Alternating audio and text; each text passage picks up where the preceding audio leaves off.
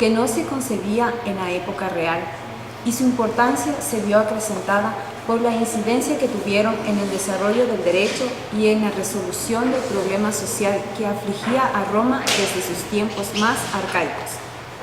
Las magistraturas republicanas tenían características que contrastan con las que presentaba el rey, magistrado único del ciclo regio. La periodicidad es uno de sus rasgos y aparece opuesto al carácter vitalicio del rey. Los magistrados duraban un año en sus funciones, a excepción del censor, que disponía de 18 meses para cumplir con las tareas censales. La anualidad, como se ha designado más comúnmente a esta característica, acaba con la irresponsabilidad que tenían los magistrados vitalicios como el rey. La colegialidad es otro de los caracteres de las magistraturas republicanas.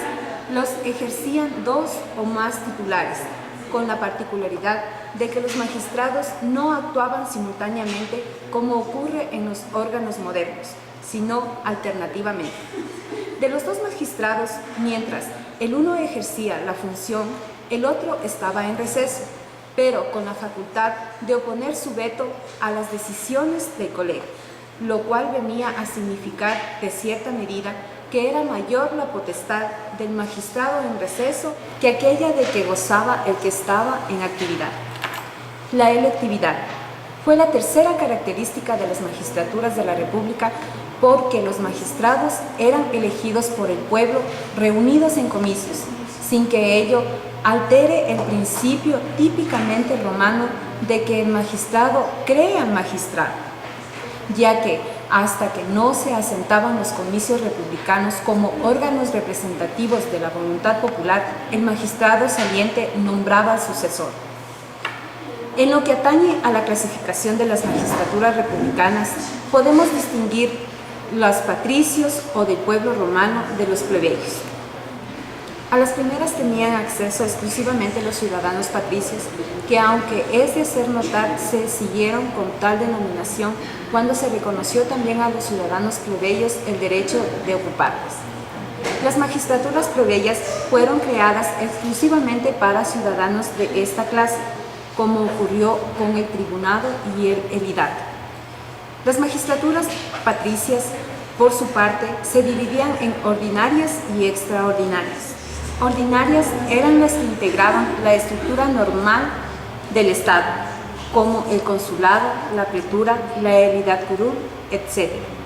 Extraordinarias, aquellas que se creaban para casos excepcionales o cuando circunstancias especiales así lo aconsejaban, durando los magistrados el tiempo necesario para cumplir el cometido que había determinado su nombramiento. Ejemplo de esta clase de magistratura es el decimvirato legislativo. Se construyó para redactar la ley de las 12 tablas. El consulado fue la más alta magistratura republicana, al atribuírsele a los cónsules la totalidad del imperio que en la época regía correspondía al rey. Concentraba potestades de carácter ilimitado que acababan diversos aspectos de la vida institucional de la República. Concernía a los cónsules todo el imperio de paz y de guerra, sin limitación de objeto ni de territorio. Además, la facultad política de convocar y presidir los comicios y el Senado, sometiéndoles aquellos asuntos sobre los cuales dichos organismos debían decidir. La pretura. Esta magistratura de singular importancia en la época republicana fue creada para otorgarle los poderes jurisdiccionales que correspondían a los cónsules. El ejercicio de la función jurisdiccional comprende al pretor declarar los principios jurídicos que deben aplicarse en cada litigio para que luego el juez pronuncie sentencia dentro del banco fijado por el magistrado. La censura. Esta magistratura práctica no permanente había aparecido en la época en que Servio Tulio creó el censo como elemento fundamental para hacer práctica su reforma, pero alcanza el rango magistratural solo en tiempo de la República, al heredar el censor las funciones relativas a las operaciones censales atribuidas a un principio del consulado. Los censores eran elegidos por los comicios o propuesta de los cónsules cada 5 años, durando en sus funciones 18 meses, plazo que se reducía si las tareas sensoriales terminaban antes, pero que no podían ser prorrogadas aunque ellas no hubieran finalizado.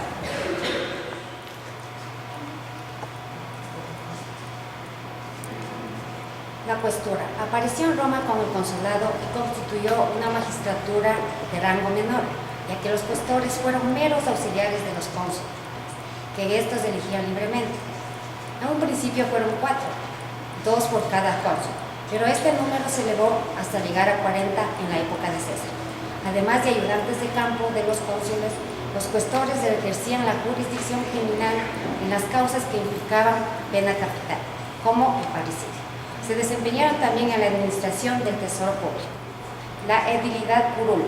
Otra de las magistraturas patricias ordinarias fue la edilidad curul, que nació justamente con la pretura, a la que se le otorgó el uso de la silla curul para diferenciarla del edilato plebeyo, que existía anteriormente. Los plebeyos pudieron acceder a ella, pero los patricios no podían ocupar el edilato plebeyo. Los ediles tuvieron potestad jurisdiccional en el ejercicio de la cura ananoe y por ello crearon acciones especiales para regular los casos de vicios ocultos en la venta de animales y de esclavos.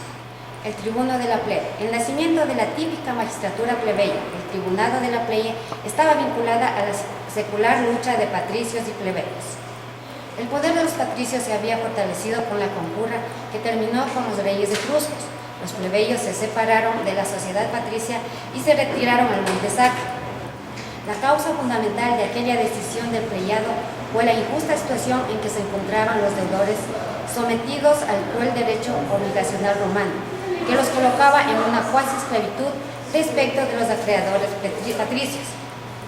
Como ambas clases se necesitaban recíprocamente, deciden pactar una alianza por la que los plebeyos ponían fin a la secesión, siempre que se les otorgara órganos que tutelaran sus derechos, frente a la violación arbitraria de los magistrados patricios.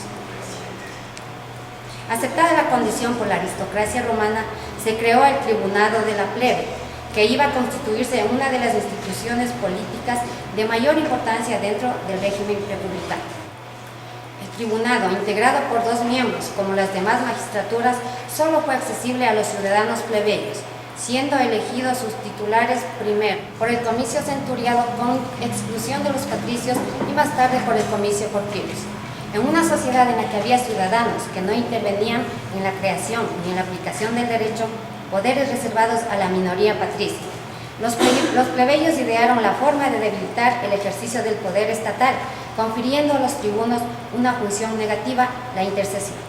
Este derecho por el que el magistrado podía vetar las decisiones de su colega era otorgado a los tribunos para enervar las resoluciones de los magistrados patricios, que atentaran contra los derechos o intereses de la clase.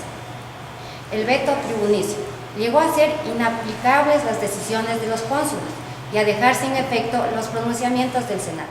Pudieron también arrestar y condenar a los magistrados superiores y hacerlos comparecer ante los concilios plebeyos.